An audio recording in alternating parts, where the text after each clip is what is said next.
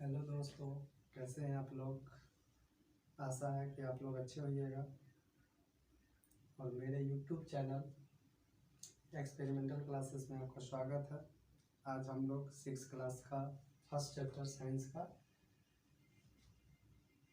पढ़ने जा रहे हैं, समझने जा रहे हैं और कोशिश करेंगे कि इस टॉपिक को अच्छे से अच्छे तरीके से समझा, ताकि बच्चों को जो है समझ में आ जाए, माइंड में जो है एकदम कवर कर जाए।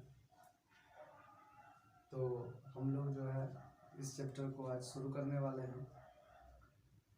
तो आप लोग जो है थोड़ा मन लगा के पढ़िए, क्योंकि ऐसा जो है बहुत देखने को मिला है कि बहुत बच्चे ऐसे हैं जिनको पता ही नहीं होता है कि चीज़ें क्या हैं। पढ़ता है, समझता है, लेकिन याद कुछ नहीं रहता है। अगर हम बात करें ग्रामीण क्षेत्रों की, तो वहाँ तो बच्चों को कुछ समझ में ही नहीं आता है। समझ में भी कैसे आएगा। एक्चुअली अगर जब हम बच्चों को पढ़ाते हैं, संघटक को संघटक कहेंगे, खाद को खाद कहेंगे, तो वो लोग तो वही समझेगा। खाद को खादे समझेगा, उसको लगेगा खेत में छींटने वाला है। तो ऐसा नहीं है कि खेत में जो छीटा जाता है वो खाद नहीं है, वो भी खाद है। लेकिन बच्चों को ये चीज़ समझ में आनी चाहिए कि ये खाद यहाँ पे क्या कह रहा है और इसके बारे में जो है हमें क्या क्या जानना है। तो इस चीज़ को भी हम लोग समझेंगे। तो चलिए शुरू करते हैं। आपके जो है चैप्टर में एक शब्द लिखा हुआ है संघटक, जिसको अंग्रेजी में इंग्रेडिएंट्स बोलते हैं, इंग्रेडिएंट्स। और आप लोग जो है हिंदी के साथ इंग्लिश में जो है देखते चलिए, क्योंकि आपको जो है ये ज़रूरत की चीज़ है और समझ में भी आनी चाहिए। क्योंकि अगर हिंदी सिर्फ समझ में मतलब समझ लीजिएगा और इंग्लिश में समझ में नहीं आएगा, तो फिर आगे चल कर के दिक्कत होगा। क्योंकि आगे जब आप पढ़िएगा तो ये हिंदी से बेहतर इंग्लिश होने लगता है। क्योंकि इंग्लिश जो है ऐसे ऐसे वर्ड इंग्लिश में होते हैं जो आपको समझ में तो आ जाते हैं, लेकिन हिंदी जो है समझ में नहीं आता है। तो फिर इस चीज़ को भी जो है आप लेकर के चलिएगा। संघटक का जो है स्पेलिंग होता है इंग्रेडिएंट्स, इसका मतलब होता है संघटक। संघटक हम कहते किसको हैं? संघटक का परिभाषा वैसे यहाँ लिखा हुआ है, यहाँ हर एक चीज़ का परिभाषा हम लिख दिए हैं, ताकि हमें समझाने में जो है कुछ सहूलियत हो और समय भी कुछ बचे। क्योंकि कितना अधिक हम रिकॉर्डिंग कर पाएंगे, क्योंकि रिकॉर्डिंग में जो है कुछ ज़्यादा जो है डाटा भी लगता है। खैर फिलहाल यहाँ समझिए, डाटा तो अलग चीज़ है।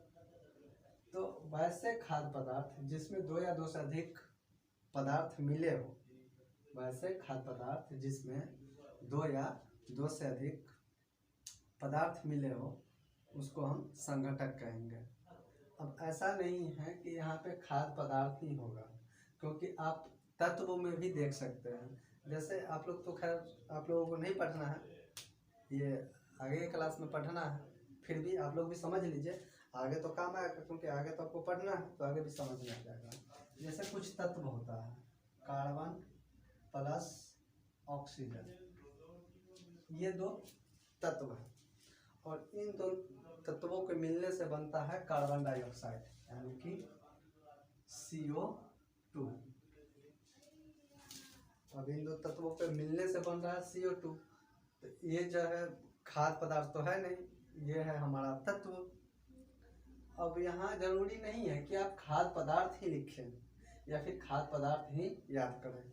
आप इसको वैसे लिख सकते हैं या फिर वैसे समझ सकते हैं कि दुनिया में जितने भी पदार्थ होते हैं, जहाँ पे मिलावट हो गया, मिलावट का मतलब ये नहीं हो गया कि भैया गांव में जो है डीलर जो है चावल में गेहूं मिला देता है, दे देता है, तो उस मिलावट को जो है आप नज़रअंदाज कर दीजिए। चाहे जितना भी आप खाना पकवान देखते हैं, चाहे चावल देखते हो या फिर दाल देखते हैं, वो सब में जो है एक पदार्थों से मिलकर के वो लोग चीज़ नहीं बना है, वो कम से कम दो से अधिक पदार्थों से मिलकर बना है। अगर हम बात करते हैं चावल की, चावल कैसे बनता है, तो चावल बनाने के लिए आपको कितने चीज़ों की आवश्यकता पड़ती है, सो देखिए। पहला तो चावल, चावल को गांव में जो है लोग भात कहता है। चावल कहने से चावल यहाँ लिख दिया तो थोड़ा सा सस्पिशन उत्पन्न हो जाता है कि भैया यहाँ चावल लिखा तो यहाँ चावल का है लिखा। तो चावल जो है वो बना हुआ चावल जो होता है, उबला हुआ चावल, जिसको जो है गांव में भात भी बोलते हैं। तो इस भात का कहने का तात्पर्य है कि ये किस चीज़ से मिलकर बनता है, चावल इसमें रहता है प्लस पानी, और ये दो चीज़ों से मिलकर के बना है चावल। तो ये जो दो चीज़ है ये संगठक कहलाएंगे, और ये जो बन जाने के बाद जो चीज़ हो गया ये खाद्य पदार्थ हो गया। तो आप इसे समझिए कि जिन जिन चीज़ों से मिलकर बनता है उसको हम लोग संघटक कहते हैं। तो आप यहाँ पे समझ गए होइएगा कि संघटक इंग्रेडिएंट्स किसको बोलते हैं। तो वैसे खाद्य पदार्थ जो दो या दो से अधिक पदार्थों से मिल करके बनता है। अब अगला चीज़ है आपके लिए खाद। इसको जो है इडेबल बोलते हैं। इडेबल मतलब होता है खाद, मतलब खाए जाने वाले पदार्थों को खाद कहा जाता है, और खाद को ही हम लोग अपने जो है भाषा में आहार बोलते हैं, उसको ही हम लोग भोजन बोलते हैं। तो वही चीज़ यहाँ पे लिखा हुआ है खाद। कभी कभी अगर खाद जहाँ लिखा हुआ मिल जाए उसको जो है आप दो तीन तरीके से यूज कर सकते हैं। खाद का मतलब हो गया एक जो है खेत में छींटने वाला भी खाद होता है।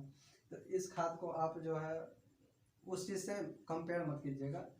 वैसे जो है पदार्थ जिसे हम भोजन के रूप में ग्रहण करते हैं उसे जो है खाद बोलते हैं। खाद बोले तो आहार बोलते हैं। अब आहार, अब आहार का मतलब आप ये समझ लीजिए चावल, दाल, सब्जी, ये सब खाए जाने वाले पदार्थ हैं। तो खाए जाने वाले पदार्थ हैं मतलब जिसको हम ग्रहण कर रहे हैं, इसको हम बोलेंगे खाद। यानी कि खाद्य पदार्थ, अगर कुछ पदार्थ खा रहे हैं वो खाद्य पदार्थ हो गया। अन्यथा आप खाद को जो है डायरेक्ट आहार भी बोल सकते हैं। आहार को जो है एक शब्द और आप लिख लीजिए भोजन। आहार को जो है हम लोग भोजन भी कहते हैं, जो हम लोग खाते हैं। अगला है अंकुरित बीज, स्प्रोटेड सीड, स्प्रोटेड सीड्स। अब इसको बोलिएगा अंकुरित बीज।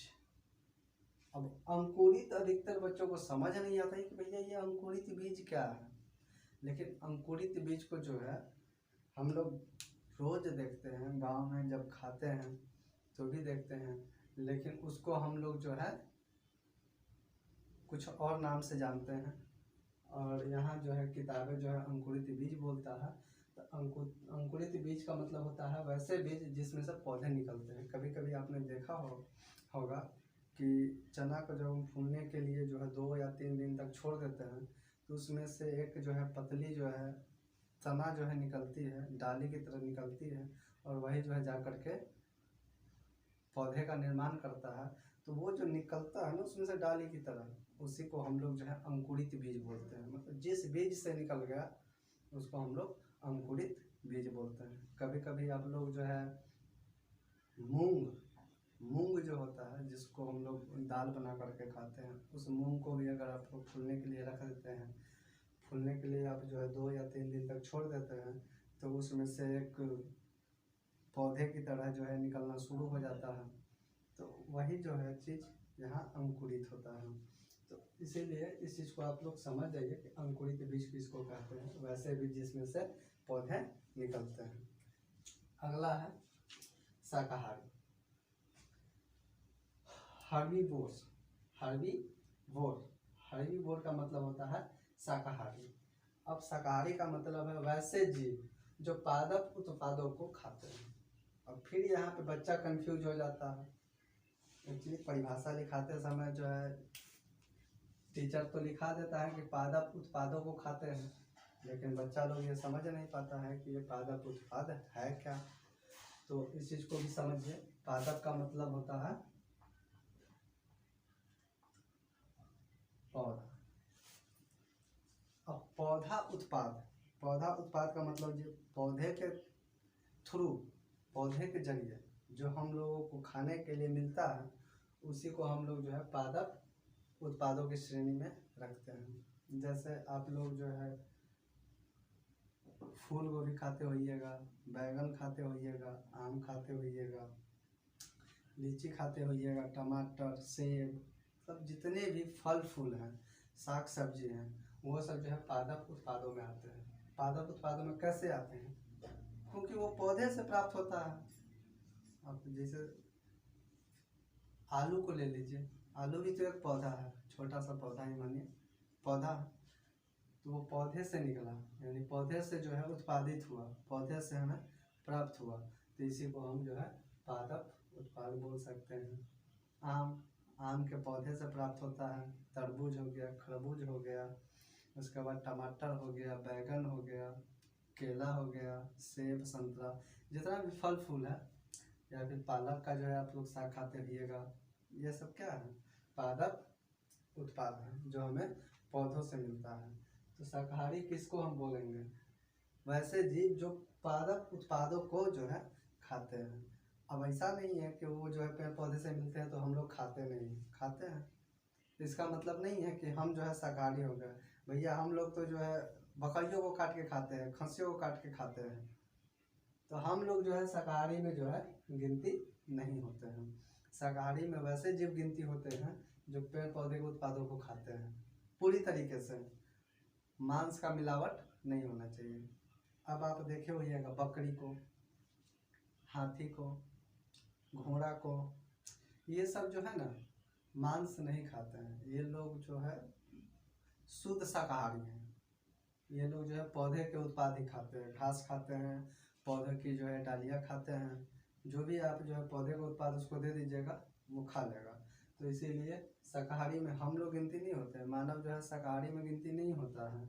हाँ, कोई कोई मानव होता है, साधु संत जो शाकाहारी होते हैं, लेकिन सब नहीं होते हैं। और जब तक सब नहीं होगा तब तक हम उसको शाकाहारी नहीं बोलेंगे।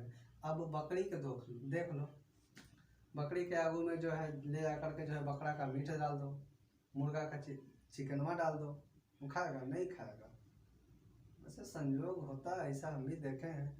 अगर जो है उसके जो है भूसा उसा में जो है मीट का रस मिला देते हैं तो वो जो है खा जाता है। अब एक्चुअली उसको पता नहीं होता है, लेकिन मूल रूप से वो जो है ये खाता नहीं।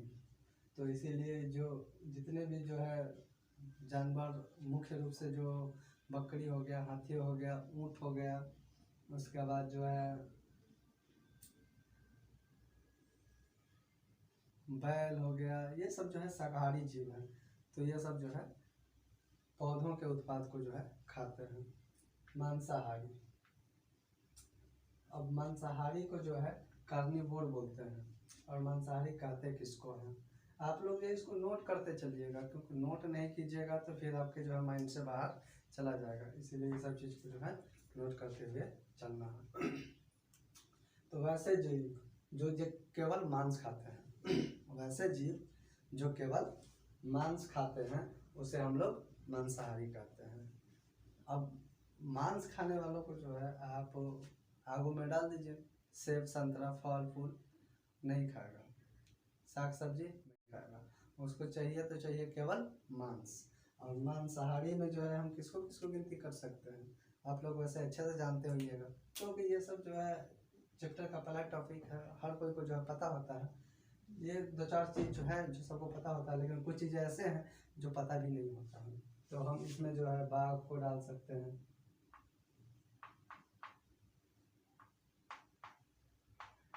शेर हो गया, चीता हो गया, इत्यादि।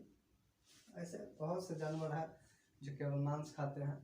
तो आप इस चीज़ से बस याद रखिएगा कि ऐसे जीव जो केवल मांस खाते हैं मांसाहारी कहलाते हैं। सर्वाहारी, ओमनीवोर, इसको जो है ओमनीवोर बोलते हैं।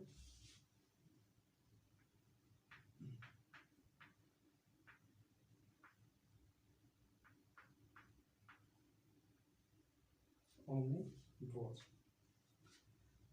वे जीव जो पादप तथा जंतु दोनों उत्पाद को खाते हैं।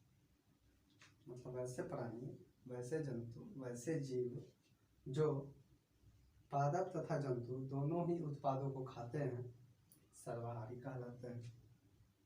अब आती है हम लोगों की बारी, क्योंकि हम लोग दोनों चीज़ों को खाते हैं। तो यही चीज़ यहाँ पे हम लोग जो है, जैसे मनुष्य हो गया,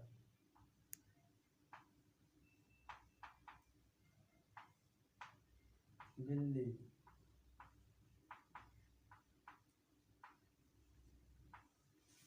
कुत्ता, ये सब जो है सर्वाहारी में गिनती होता है, क्योंकि ये सब चीज़ें जो है ना, दोनों चीज़ खाते हैं। पादप उत्पाद को भी खाते हैं और जंतु उत्पाद को भी खाते हैं। अब जंतु उत्पाद को जैसे मुर्गा का मीट, बकरे का मीट, तो ये सब जो है जो खाता है वो सब जो है सर्वाहारी में गिनती होता है। एक शब्द आपके चैप्टर में और है जिसको मकरंद बोलते हैं, नेक्टर। मकरंद को जो है अंग्रेजी में बोला जाता है नेक्टर। अब ये नेक्टर क्या है? तो नेक्टर एक जो है ना शर्करा युक्त तरल पदार्थ है, जो पौधों के माध्यम से हमें प्राप्त होता है, पौधों के माध्यम से प्राप्त होता है। अब यहाँ पे ये शब्द जो है बड़ा पेचीदा शब्द है, और आपके किताब में भी जो है मकरंद लिखा है, तो आप कैसे समझिएगा? तो यहाँ मकरंद का मतलब होता है मध। मध तो आप लोग जानते होइएगा। तो ये जो मध है, इसी को जो है किताब में हम लोग पढ़ते हैं मकरंद या मकरंद रस। उसको जो है हम लोग अमृत भी बोलते हैं। अमृत का मतलब होता है मकरंद। अमृत यानी कि नेक्टर एक शर्करा युक्त तरल पदार्थ है, यानी मकरंद एक क्या है? शर्करा। अब यहाँ शर्करा का मतलब होता है चीनी। इसका मतलब होता है चीनी। चीनी मतलब मीठा, एक मीठा युक्त तरल पदार्थ हम लोग जो खाते हैं। मध को आप लोग खाते हो, तीखा नहीं लगता है, वो मीठा ही लगता है, और मीठा को ही साइंस के किताब में शर्करा बोलता है। बच्चा यहाँ पे कंफ्यूज हो जाता है कि भैया शर्करा तो हम कभी सुनवे नहीं किए हैं, लेकिन एक चीज़ को समझना, शक्कर तो सुने हो, शक्कर जो मीठा बोलते हैं, तो वो शक्कर से ही इस चीज़ को जो है याद रखना, शर्करा जो मीठ लगता हो चीनी की तरीके से। तो ये जो है हम लोग जो है मकरंद कहाँ से प्राप्त करते हैं? तो पौधों से ही प्राप्त करते हैं। कभी कभी सुनते होइएगा तितली, मधुमक्खी, ये सब क्या करता है? फूलों में जा कर के बैठता है, फूल से जो है कुछ रस निकालता है, और उसी रस को जो है मधुमक्खी तो छाता में ऑब्जर्व कर लेता है, उसको संग्रहित कर लेता है, और वही संग्रहित तत्व जो है हम लोगों को मध के रूप में प्राप्त होता है। तो इस चीज़ को आप लोग समझ गए होइएगा कि मकरंद क्या है। उसके बाद जो सर्वाहारी किसको बोलते हैं, मांसाहारी, शाकाहारी, अंकुरित बीज क्या है, ये सब आप जो है अच्छे से समझ गए होइएगा। आशा है कि आप लोग इस चीज़ को अब भूलेंगे नहीं, और आप लोग नोट डाउन कर लेंगे। जब तक नहीं लिखिएगा तब तक जो है समझ में नहीं आएगा। तो इस वीडियो को यहीं तक रहने देते हैं। कल जो है आपका अगला वीडियो जो है बनाएंगे, उस टॉपिक के बारे में हम लोग डिटेल से चर्चा करेंगे। और मैथ हो गया, उसके बाद सोशल साइंस हो गया। सोशल साइंस के अंतर्गत जो है ज्योग्राफी आ जाता है, हिस्ट्री आ जाता है, ये सब जो है हम कवर करने की कोशिश करेंगे, जहाँ तक होगा संभव, जहाँ तक हो सके वहाँ तक हम लोग कवर करने की पूरी कोशिश करेंगे। आई होप आप जो है इस वीडियो को समझ गए होइएगा। तो इस वीडियो को लाइक, शेयर और सब्सक्राइब करना मत भूलिएगा।